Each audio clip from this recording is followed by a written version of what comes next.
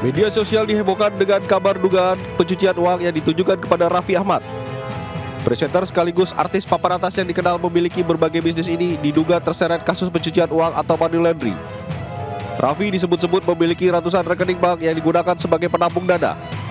Informasi yang menghebohkan ini disampaikan langsung secara terbuka oleh Hanifah Sutrisna, Ketua Umum Nasional Corruption Watch. Selama 2 hari ini kami pelajari apa yang terkait dengan adanya dugaan TPPU yang dilakukan oleh artis Raffi Ahmad, yang sebenarnya kalau seandainya Kepala PPATK mau berbicara sejujurnya, sejak 8 bulan atau 9 bulan yang lalu sebenarnya dugaan ini sudah mulai muncul, dan indikasi terjadinya dugaan tindak pidana pencucian uang ini dengan memanfaatkan dana-dana yang berasal dari mungkin juga dari tindak pidana korupsi. Atas dugaan pencucian uang ini, kemarin Raffi Ahmad buka suara. Artis yang dikenal tajir melintir ini membantah tudingan miring yang dilontarkan pihak National Corruption Watch kepada dirinya. Aku kaget juga, dibilang ada pencucian uang lah, itulah. Sama sekali nggak ada. Aku, ini percaya nggak percaya, cek aja. Ini gedung juga masih ada cicilan, masih ada semua. Jadi ya mungkin karena sekarang lagi tahunnya politik, dan juga ya aku nggak ngerti lah. Sebenarnya aku bukan politikus, dan aku juga ya mungkin karena aku mensupport salah satu paslon, ya ada yang suka atau ada yang nggak suka, tapi intinya aku jelaskan bahwa itu tidak benar. Rumor panas yang menghampiri Raffi Ahmad bukan terjadi sekali.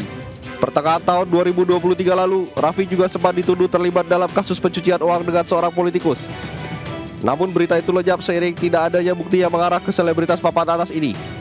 Aku juga nggak patah semangat, meskipun dijatuhin, difitnah, diapain, nggak apa-apa. Ini membuat aku menjadi lebih semangat lagi untuk terus berkarya. Tim Liputan iNews melaporkan. Sekilas, terlihat bangunan ini adalah rumah mewah dengan 2 lantai yang berdiri di kawasan elit. Eits, jangan salah. Ini adalah kandang domba atau kambing loh.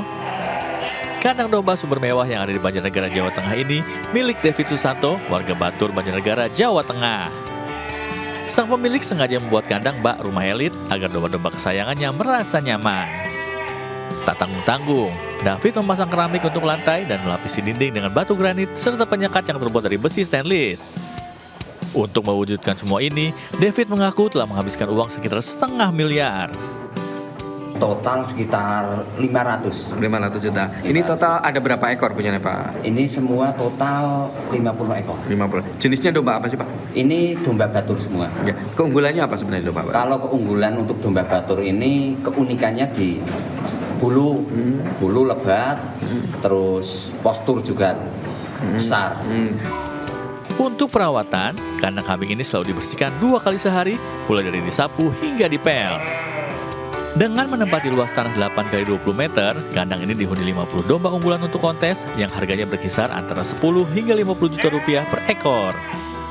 Deretan piala hasil kejuaraan pun tertata rapi di kandang mewah ini. Dari Banjarnegara, Jawa Tengah, Elis Novit, iNews melaporkan.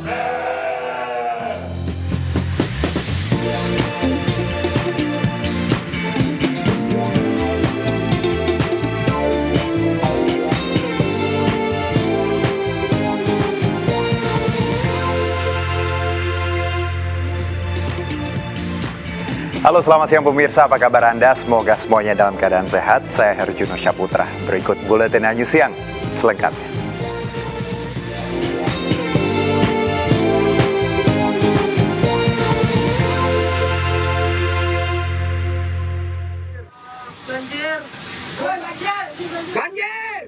Banjir lahar hujan Gunung Semeru menerjang kawasan wisata air terjun Tumpak Sewu di Desa Sidomulyo, Lumajang, Jawa Timur. Material banjir menerjang hingga membuat aliran air terjun berwarna kecoklatan.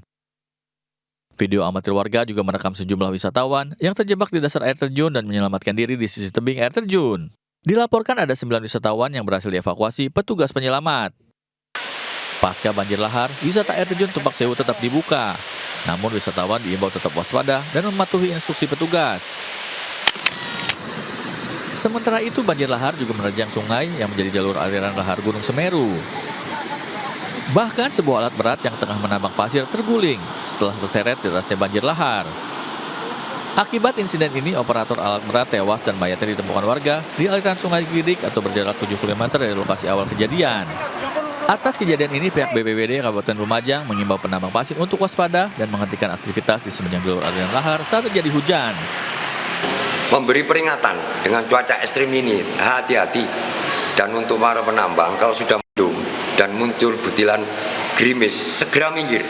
Segera minggir, amankan alat, amankan manusianya. Karena apa? Sewaktu-waktu lahar dingin ini pasti terjadi.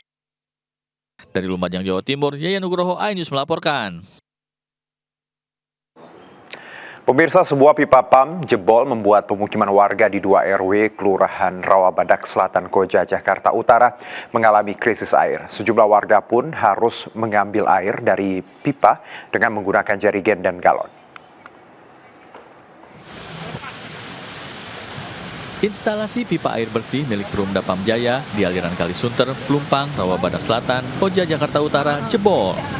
Kondisi ini membuat air bersih yang seharusnya mengalir dari pipa tersebut terbuang ke aliran Kali Sunter. Jebolnya pipa membuat warga kesulitan untuk beraktivitas karena air tak mengalir ke rumah mereka. Warga yang tinggal di 2 RW Kelurahan Rawabadak Selatan menampung semburan air bersih yang keluar dari pipa. Ya, dari kemarin nggak nyala, dari sore jam 4. Itu sampai sekarang itu belum nyala. Tiba-tiba air mati aja. Baru tahu dari kabar dari tetangga-tetangga hari ini. Katanya sampai besok nggak nyala, karena pipanya bocor katanya. Warga yang mengalami krisis air bahkan harus membeli dari penjual air bersih. Dari Jakarta, Sofian Firdaus, iNews melaporkan. Viral di media sosial aksi protes yang digelar sejumlah penumpang kereta komuter lain terkait eskalator stasiun yang sudah 100 hari lebih mati total. Penumpang menaruh karangan bunga dan mengucap bela sungkawa. Meski demikian, pasca aksi protes, eskalator tersebut tak kunjung diperbaiki.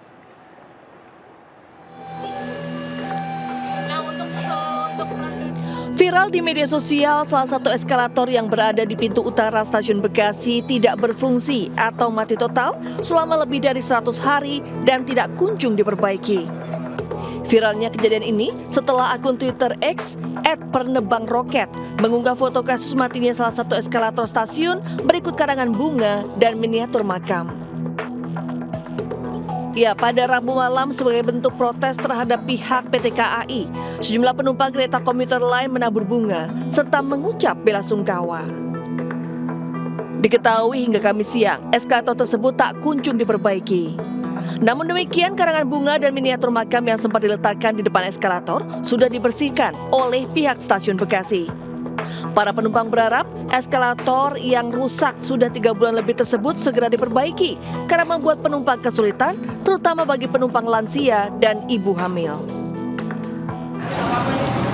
hari udah 3 bulan kayaknya deh. 3 bulan lebih ya. Iya, gimana tanggapannya sebagai penumpang?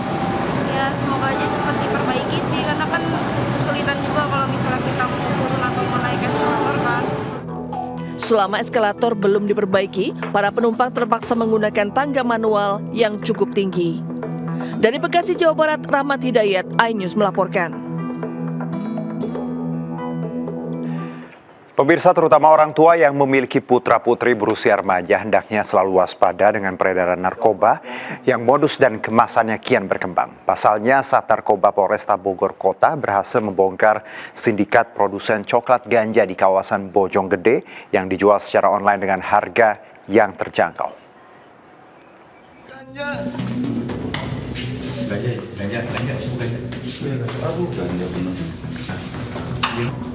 Video penggerebekan yang dilakukan tim Sat Narkoba Polresta Bogor Kota terjadi di sebuah kamar kontrakan bandar narkoba di kawasan Bojonggede. Selain meringkus 4 orang pemuda, petugas juga mendapati beragam narkotika siap edar hingga setumpuk alat produksi. Satu di antaranya merupakan narkoba varian baru, yakni coklat ganja. Modusnya, pelaku menumbuk ganja kering dan mencampur bahan coklat dan dibentuk bulat mirip bola permen.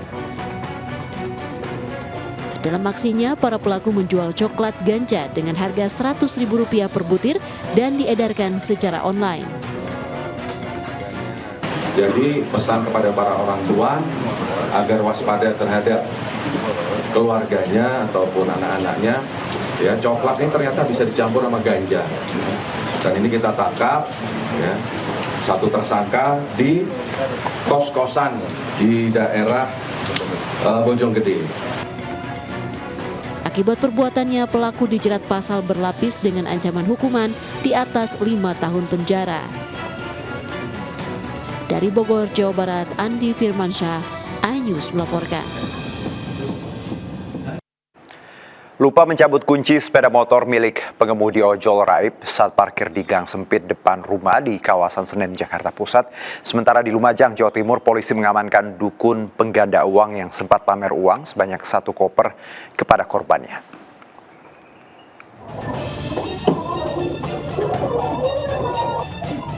Dari rekaman CCTV memperlihatkan saat seorang pemuda dengan leluasa mengambil dan membawa pergi sepeda motor yang terparkir di dalam gang di Jalan Keramat Pulo, Senen, Jakarta Pusat.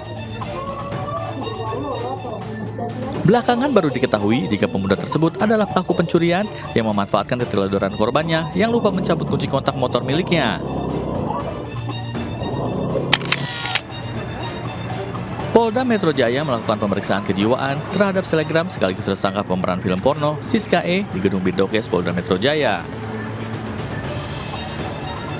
Pemeriksaan ini dilakukan untuk memastikan kondisi kejiwaan Siska E yang sebelumnya disebut mengalami gangguan kejiwaan oleh kuasa hukumnya.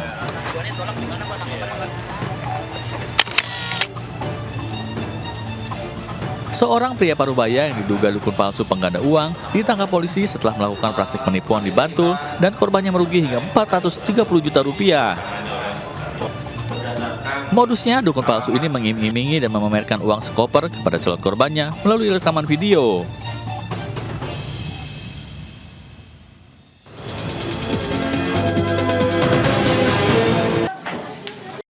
Api yang berkobar hebat di pemukiman padat penduduk di Jalan Karya Mandiri, Srengseng, Kembangan, Jakarta Barat menghanguskan setidaknya 10 unit rumah warga. Kencangnya tiupan angin membuat api dengan cepat menyambar dan semakin sulit dikuasai. Tidak ada korban jiwa dalam insiden yang diduga akibat korsleting listrik ini, dan api berhasil dipadamkan setelah 17 unit mobil DPK dikerahkan ke lokasi. Rekaman amatir warga memperlihatkan saat puluhan warga mendatangi semua rumah yang disinyalir tempat praktik ajaran menyimpang yang berlokasi di Jalan Deng Seraju, Kecamatan Makassar, Kota Makassar, Sulawesi Selatan.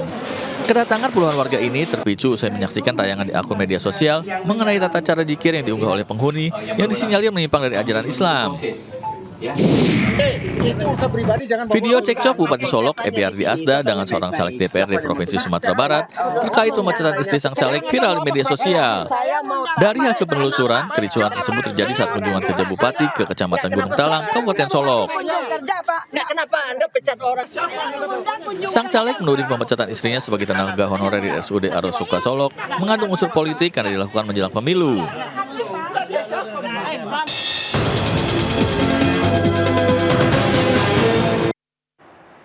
Pemirsa, menikmati durian di kedai penjual mungkin sudah biasa. Nah, menjadi sensasi tersendiri ketika kita makan durian yang jatuh dari pohonnya. Pecinta durian bisa berburu durian jatuh di kebun durian Sukadanaham, Bandar Lampung.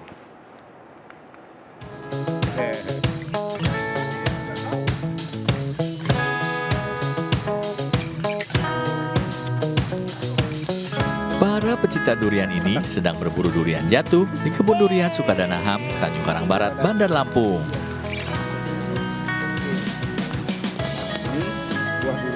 Mereka rela masuk ke pedesaan untuk menikmati sensasi makan durian yang baru jatuh dari pohonnya.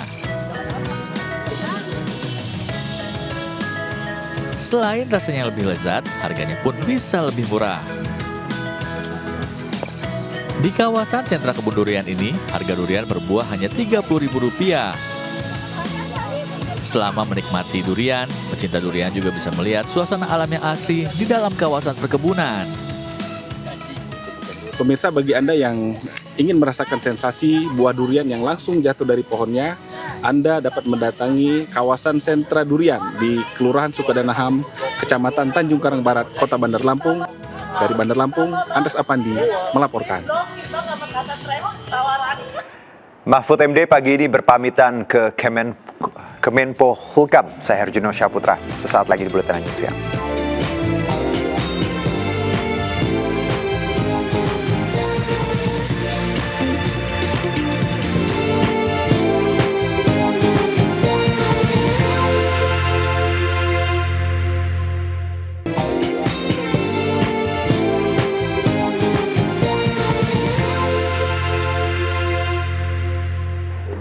Kembali bersama kami pemirsa, tidak banyak yang tahu nasi dari biji gandum ini pernah menjadi makanan pokok di Indonesia. Di Surabaya, Jawa Timur ada kuliner nostalgia bulgur yang diolah dan dikreasi dengan cumi bernama bulgur cumi crispy. Seperti apa kelezatan bulgur cumi crispy ini? Berikut liputannya.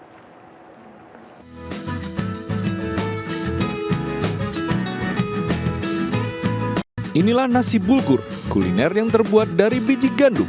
Sempat menjadi makanan pokok bagi masyarakat Indonesia di era tahun 1960 hingga awal tahun 1970-an. Sebuah resto di Jalan Sidosermo 2, Surabaya, menyajikan menu nostalgia hasil kreasi nasi bulgur dengan cumi yang diberi nama bulgur cumi crispy. Perpaduan rasa bulgur yang gurih manis menyatu dengan kenikmatan cumi berbalut tepung roti. Digoreng kering sehingga terasa lebih renyah. Bulgurnya namanya bulgur squid crispy. Jadi bulgurnya nanti kita topping cumi di atasnya, cumi yang di breading dengan tepung roti. Nasi bulgur sendiri teksturnya mirip dengan nasi beras dari padi. Rasanya lebih mirip seperti jagung. Dan diakui enak karena kuliner ini sangat jarang ditemui di Indonesia. Ini enak sekali nih makanannya. Ini cuminya terasa, bulgurnya juga terasa. Ini bulgur yang sangat enak sekali. Satu porsi bulgur cumi crispy ini dibanderol dengan harga Rp75.000. Memiliki kandungan protein yang cukup tinggi serta beragam nutrisi yang baik bagi tubuh.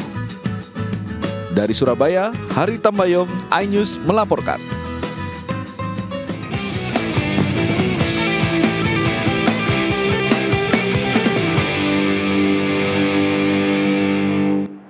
Usai resmi mengundurkan diri sebagai Menteri Koordinator Politik, Hukum dan Keamanan, calon Wakil Presiden nomor urut 3 Mahfud MD berolahraga lari pagi dan mengunjungi Kemenko Polhukam. Mahfud MD menyempatkan diri berpamitan dengan segenap pegawai. Sementara itu, calon Presiden nomor urut 1 Anies Baswedan hadiri kampanye akbar yang berlangsung di halaman Raja Najunggal, Kabupaten Tapanuli Selatan, Sumatera Utara. Sedangkan calon Wakil Presiden nomor urut 2 Gibran Raka Buming Raka digugat Almas Sakibiru, sosok penggugat yang meloloskannya jadi calon wakil presiden.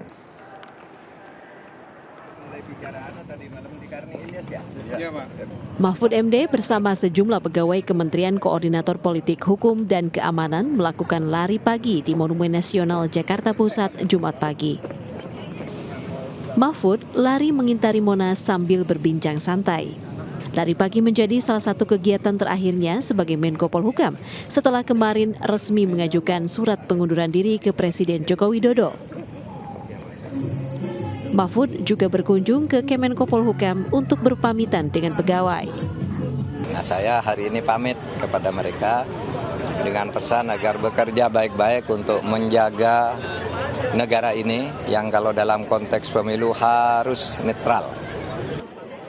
Calon Wakil Presiden nomor urut 3 ini selanjutnya akan fokus berkampanye bersama Ganjar Pranowo.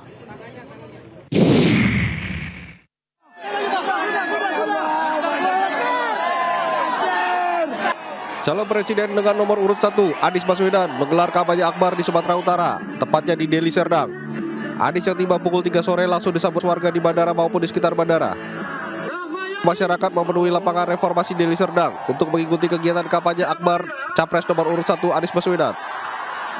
Dalam kampanyenya, Anies akan menciptakan kesetaraan ekonomi untuk seluruh kalangan.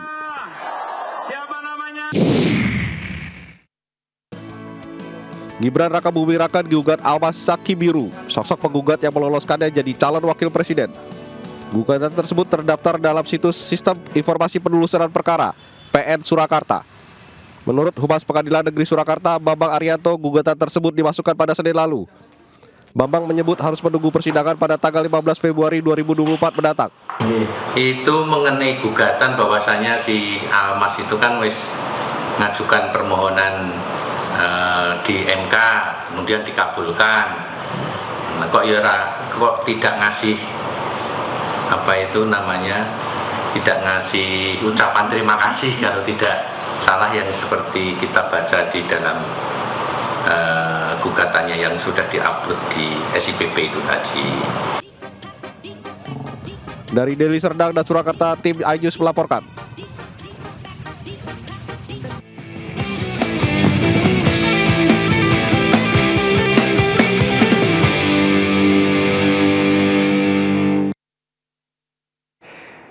Informasi tadi menandai akhir jumpa kita hari ini. Mari ulurkan tangan Anda untuk berbagi kebaikan kepada sesama melalui MNC Peduli dengan nomor rekening di bawah ini atau scan kris berikut melalui aplikasi uang digital Anda. Informasi lebih lengkap dapat diakses di mncpeduli.org. Saya Herjino Syaputra beserta kerabat kerja yang bertugas pamit undur diri. Terima kasih, sampai jumpa.